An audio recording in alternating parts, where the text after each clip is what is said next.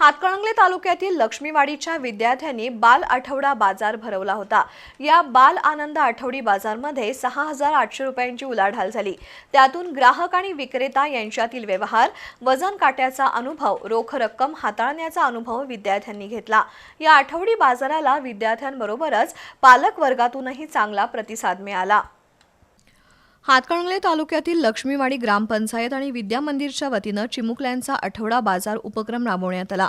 या उपक्रमाला विद्यार्थ्यांचा आणि पालकांचा चांगला प्रतिसाद मिळाला। चिमुकल्यांच्या बाजारात वेगवेगळ्या पालेभाज्या, फळभाज्या, कडधान्य, कपडे, सुका खाऊ, चॉकलेट, खेळणी, फळं, स्टेशनरी अशी विविध दुकानं थाटण्यात आली होती। आपल्याकडे असलेल्या पदार्थांची विक्री करताना विद्यार्थ्यांच्या चेहऱ्यावर यावेळी आनंद ओसंडून वाहत होता।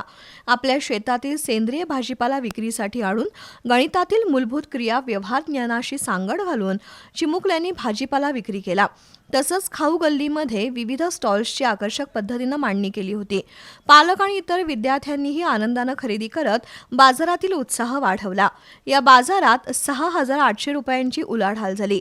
स्वावलंबन आणि चिकित्सक वृत्ती वाढीला लागत प्रत्यक्ष अनुभवातून ज्ञान मिळत असल्यामुळे आठवडा बाजार भरवण्यात आला होता, असं प्राथमिक मराठी विभागाचे मुख्याध्यापक दिगंबर फातले यांनी सांगितलं।